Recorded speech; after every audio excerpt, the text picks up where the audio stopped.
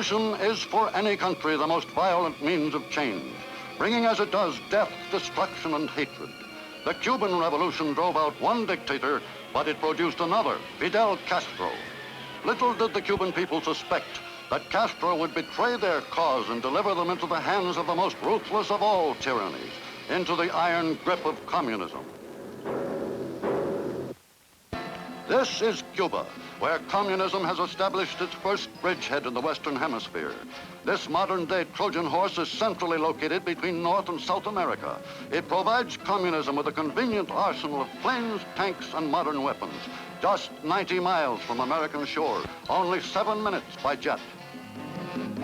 From this land of sugarcane and luxurious hotels, Castro's agents foment revolutions throughout Latin America. Cuba and communism pose the most serious and immediate threat to the security of the United States and its southern neighbors. It is of little importance that the roulette wheels spin no longer and that the gambling casinos are closed. But it is of great importance that the big naval base at Guantánamo Bay, which is occupied by the United States under a legal treaty, continues to operate. From it, the United States is able to keep a watchful eye on the Caribbean. Nor does the free world wish to see it become a launching site for red missiles or a red submarine base. To understand how Castro came to power, we must go back to March 10th, 1952. Senator Fulgencio Batista, a former Cuban dictator, is a candidate for the presidency in the coming election, scheduled in July. When popular feeling indicates a disastrous defeat for him, he decides again to clamp a dictatorship on this hapless island. With 13 conspirators, he enters Camp Columbia near Havana and wins over the garrison. Batista's men mount machine guns at Camp Columbia. Using captured tanks, they move on the presidential palace in Havana. Batista knows how to get army support. He was an army sergeant when he first seized power in 1933. He treated the army well when he ran Cuba.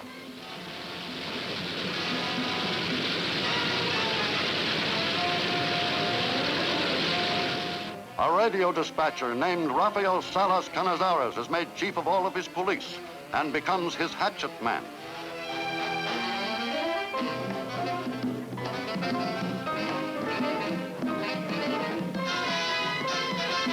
The obsolete war surplus ships of the Cuban Navy are caught in the bay with their guns strapped down. Army units in the interior surrender by telephone. Batista's chief obstacle is the president, Carlos Prío Socarrás. Tanks and cars are sent racing to the presidential palace. Desperately, Prío tries to get the garrisons outside Havana to support him. When the prospect appears hopeless, Prío takes sanctuary in the Mexican embassy. Overnight, through the army, Batista is in control of Cuba. He is a typical Western Hemisphere dictator, not motivated by any political ideology, only by a lust for power and wealth. He will bleed the country white and create the climate which breeds revolution.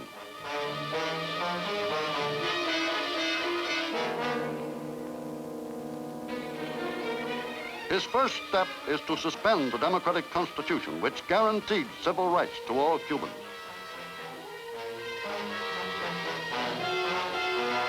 In the Mexican embassy, President Prío Socarrás arranges to take refuge in that country. His family accompanies him. He also takes with him $40 million amassed during his presidency. He will use millions of this to finance the revolution at a later date.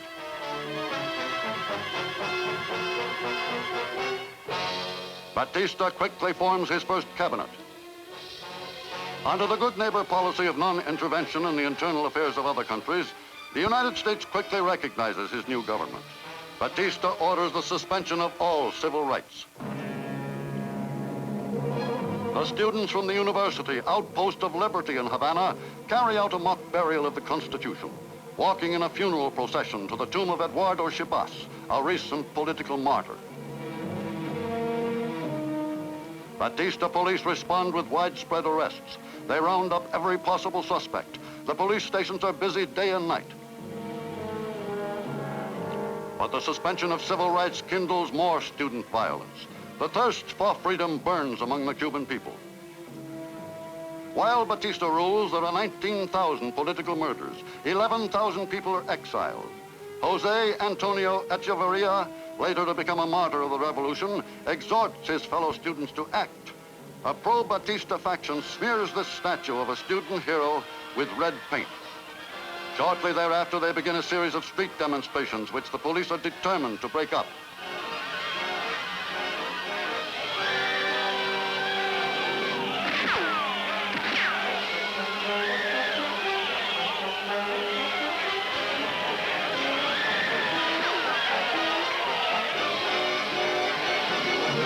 A student leader is carried from the scene and rushed to the hospital. He dies there under the surgeon's knife. Death in one demonstration becomes the reason for another demonstration. Students marching arm in arm down the street defy police.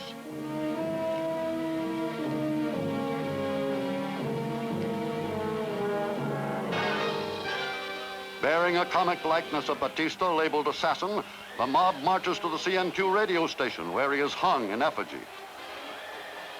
Police send reserves to scatter the demonstrators and to put an end to the incidents. Pursued by the police, the students head for the sanctuary of the university, which is considered outside civil jurisdiction.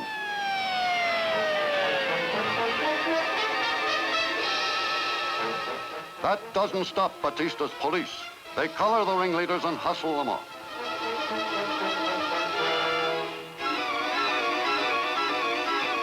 The students are defended by Pelayo Cuervo Navarro, a former senator and opposition leader.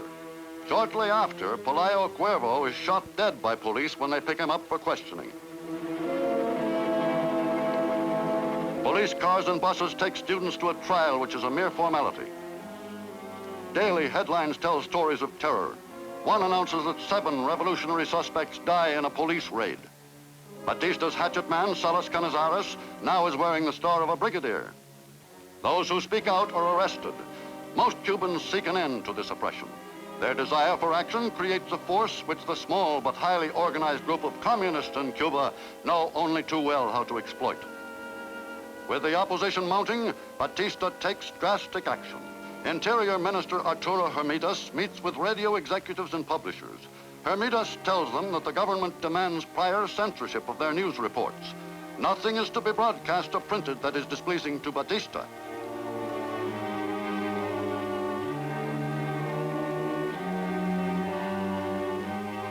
Terror is abroad.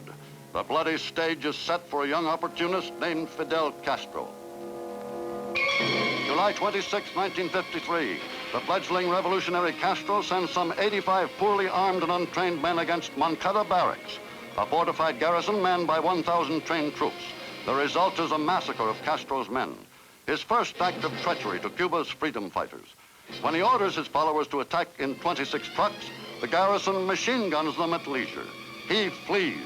Those foolish enough to surrender are struck down with gun butts, stripped of their uniforms and shot. It is ironic that this fantastic sacrifice of human life provides Fidel Castro with what he wants, a symbol whereby he can claim the leadership of the revolution and achieve his real goal, utter domination of Cuba. He names his group the 26th of July movement. Fidel takes refuge in a church while the soldiers pick over the clothing of his dead companions.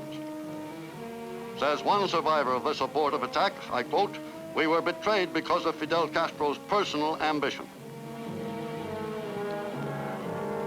Barracks Commander Colonel Alberto Chaviano beat off the attack.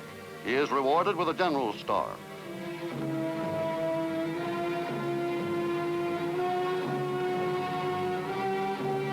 The barracks wounded are treated in the hospital, which Castro's men held briefly during the fighting. The barracks dead get military honors.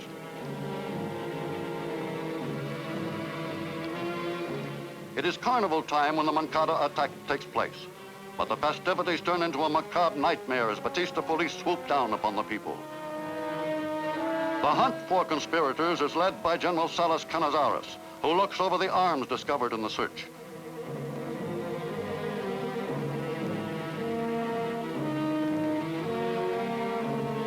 the city of Santiago is in a state of siege.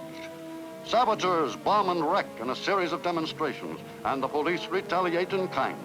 Fidel Castro still hides, but appeals for mercy through the Catholic Church to Cardinal Arteaga, whom he will later denounce. He is finally assured a civil trial, meaning no death penalty. The raids go on as Batista's men comb the island for arms. Castro surrenders. At his trial in October of 1953, many companions and his brother Raul and he are sentenced to 15 years at the penal colony on the Isle of Pines. There, Brother Raul and Fidel hold classes in communist theory. Raul particularly is a well-trained teacher. Fed to the teeth with Batista's brand of government, many Cubans begin to associate their hopes with the young revolutionary Castro, now in jail. 1954, other revolutionary fronts are operating in Havana. Student demonstrations are staged before the doors of the National Assembly. The government replies with oppressive decrees.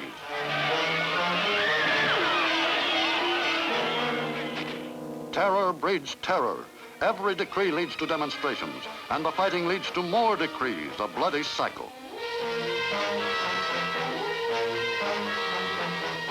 1955, in an attempt to cope with the serious unrest in Cuba, Batista tries appeasement. A general amnesty frees a beardless Fidel Castro and others from prison. His brother Raul leaves with him. They are greeted by his sister Lydia. Also, there are two girls who were at Moncada, Melba Hernández and Haydée Santamaría. Fidel's wife had divorced him for desertion and non-support before he was jailed. He announces that he will leave the country to organize an invasion.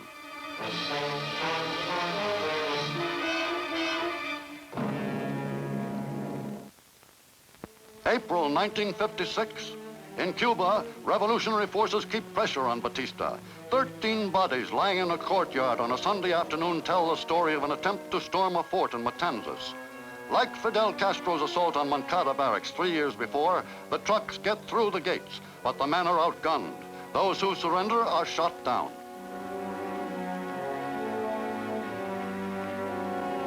Police raids follow. Suspects are arrested. Weapons are seized.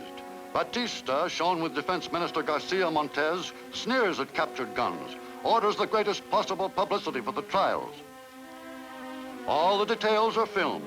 The strong man wants everyone to know that the rebels were stopped, their arms seized. Those who survive receive summary justice. October 1956, Colonel Blanco Rico, Batista's chief police spy, is assassinated. General Salas Cañizares hotly pursues 10 suspects into the Haitian embassy. This time, a bullet stops him. His brother forces his way inside and machine guns all 10 suspects.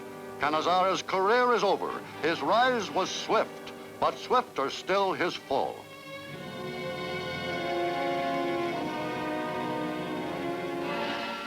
Cuban freedom fighters in exile work feverishly to raise funds and to buy arms to fight Batista. In New York's Yankee Stadium, their leaflets hold up a baseball game. Castro flies to Miami to raise funds for the revolution. Arms are gathered in the United States, whose policy of non-intervention makes this illegal. Some are confiscated. By devious means, some arms get to Cuba and are stored. Mexico City is another place where exiles gather and plan. A huge war chest is raised. Former President Prío, now one of Castro's backers, adds to it. Castro buys arms and a 58-foot yacht, the Grama, built to carry 14 people, and loads her with 82 men and much ammunition. He decides to invade Cuba now. The Grama leaks. Her engines are bad. The invasion is an even worse fiasco than Fort Moncada. The chosen cove has shoals and the Grama goes aground. Ammunition and medicine must be left behind. It takes the 82 men 4 hours to get to the shore. Worse still, an alarm goes out. A few minutes later, Batista's troops ambush them. 13 escape to the Sierra Maestra mountains. For the others, the revolution is over.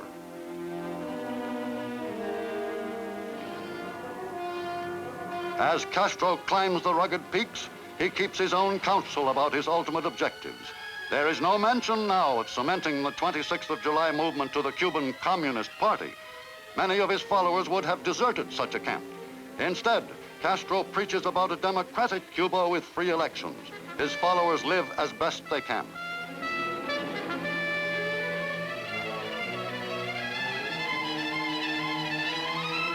Soon a number of girls follow Castro into the mountains to help with the cooking and sometimes with the fighting. But the men still pulled KP duty. Despite the hardships, Castro himself lives well. The scene has changed since he was a gun-toting student bully who was implicated in 2 campus murders. Target practice occupies him between long-winded speeches. His lieutenant organizes his army while he concentrates on his plan to make his 26th of July movement and himself top dog among the revolutionary fronts.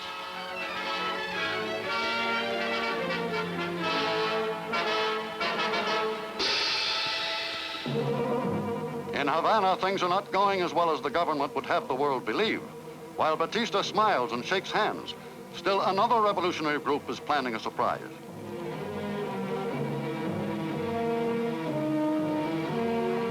March 13th, 1957, José Antonio Echeverría, leader of the students, organizes an attack on the presidential palace, which for sheer courage was unequaled in the annals of the revolution. The rebels fight their way across the open plaza against murderous gunfire. They reach the 2nd floor, but Batista escapes, and the student leaders are shot. The fighting ebbs out of the palace and across Zayas Park, leaving 25 bodies in its wake.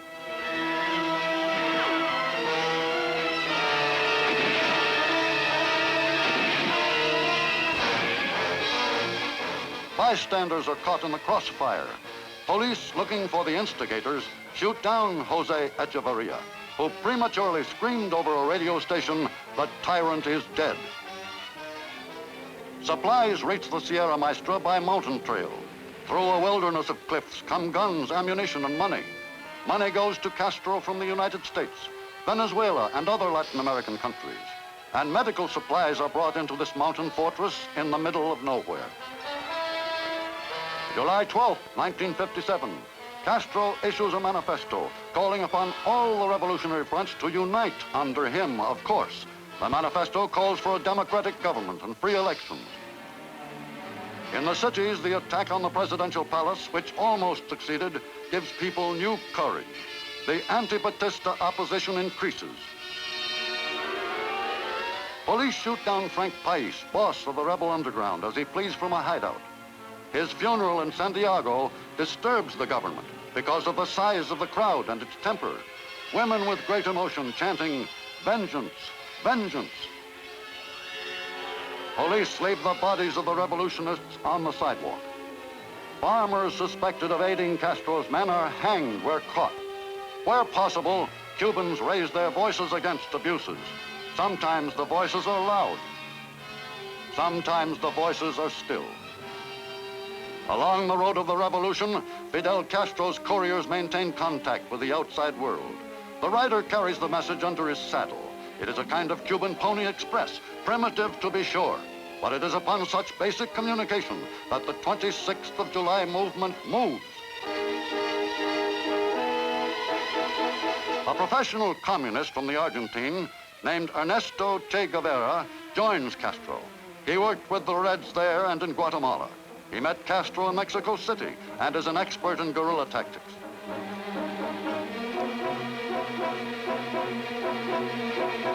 The Castro rebels plant bombs in buses on railroad trains. They set fire to cars and trucks, oil tanks and factories.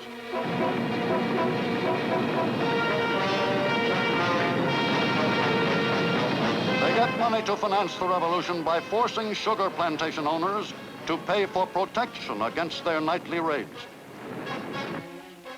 The road of the revolution exports terror, imports guns, new recruits, and leaders who turn out to be even more pro-communist than anti-Batista. Castro welcomes them, and soon they become his closest advisors. But he still denies that he is a Red.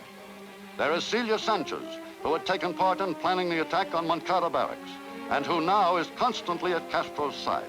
Her communist connections are hardly a secret. Che Guevara has now worked himself into one of the top spots in the 26th of July movement. He is in command of many troops and exercises a Rasputin-like influence over Castro. He hates the United States. The recruits who swarm into the mountains are mainly poor farm workers. There are few communists among them, but Che Guevara will be a good teacher. The men learn guerrilla fighting literally from the ground up.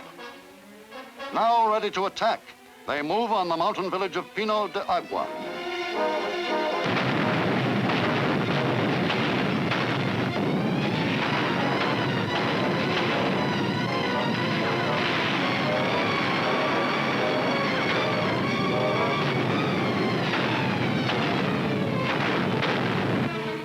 The raiders bring their doctor with them.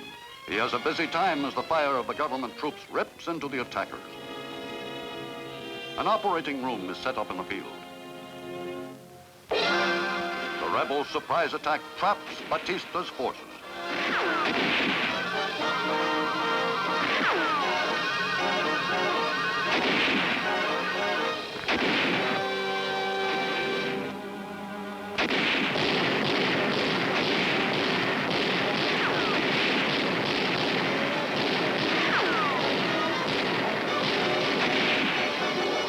In the gray dawn, Batista's army commander asks for terms. The rebels call it their biggest victory. Up to now, the tactics have been to harass and terrorize government troops. Now, at last, they have won a battle. The women in the army make pictures of the prisoners for publicity purposes. 1958, 3 days after Easter Sunday, Batista orders 12,000 troops into the Sierra Maestra. They stream eastward on every highway, in tanks, armored cars, trucks, and jeeps. But Castro retreats deeper into the mountains, scorching the earth, prodded on by government planes. The rebel radio tells the story. We have driven Batista from his lair. Now we have him in the open. We shall destroy him. In Havana, Batista invites the press to his palace. There are sandbags on the roof. The dictator announces that he had ordered a general advance against Castro. Columns of tanks moving out for the kill are reviewed by General Francisco Tabernilla, Batista's chief of staff. He sends in bazooka teams, which Castro's men capture and turn against Tabernilla's tanks. Castro records his broadcasts for the rebel radio. His men now will come down from the mountains and fight on the plains. Summer 1958. While the troops prepare the attack, the heads of the other major revolutionary fronts meet in Caracas. When Castro gives a worthless promise guaranteeing democracy and free elections, they agree to unite behind the 26th of July movement. Guevara will now lead the troops against Santa Clara.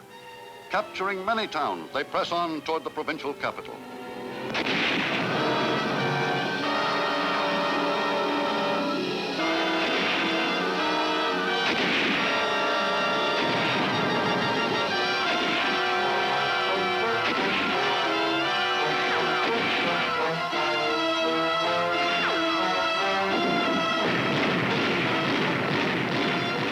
Batista's Air Force strikes back.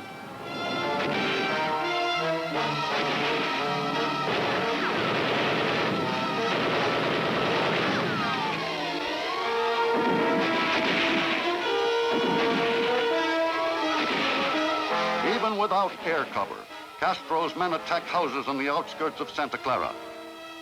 Some of the young recruits whom General Tabernilla throws into the fight quickly surrender to the hard-bitten guerrillas. As Christmas Day 1958 approaches, Che Guevara orders the final assault.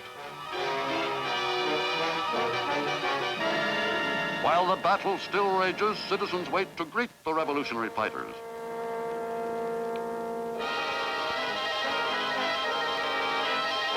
Single file, Guevara's men enter the city.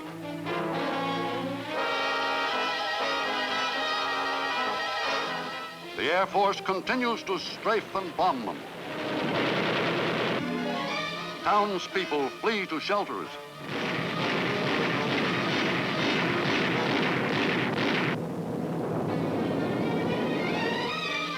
Much of the city is in flames.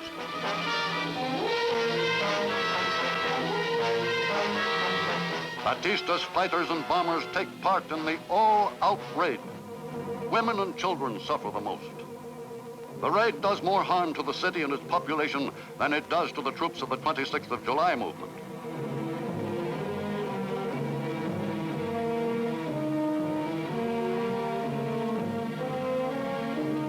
The battle for Santa Clara is over. Resistance in the city ends. Che Guevara, the communist, gets a reception from the people of the town. With him is Camilo Cienfuegos, a top rebel commander who is violently anti-communist. The rebel soldiers take over. The city buries its dead. Fidel Castro calls a strategy meeting. They hear news that the revolutionary forces all over the island are rising against Batista. The end is near. This is the moment that Castro and brother Raul, who has been trained behind the Iron Curtain, have been waiting for. 5.5 years after the first Moncada attack, Batista sees the handwriting on the wall and flees the country. New Year's Day, 1959. The news spreads through Havana. Batista is finished. He has left the government in the hands of his General Cantillo. Where is Castro? Now that the revolution is over, why doesn't he come? Batista's henchmen have fled. The 26th of July civilian militia, organized underground, takes over. Out of control, the surging crowds attack government buildings.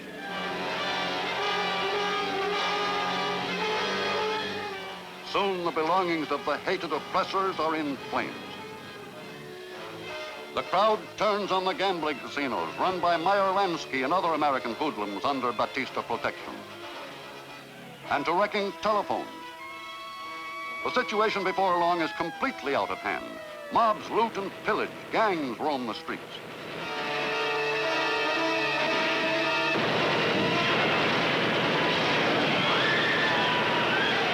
More than one woman is seized by hysterics. Men are overcome. Anarchy reigns. Castro has started for Havana, but he stops in every town to conduct military trials and executions. He leaves no opposition in his wake.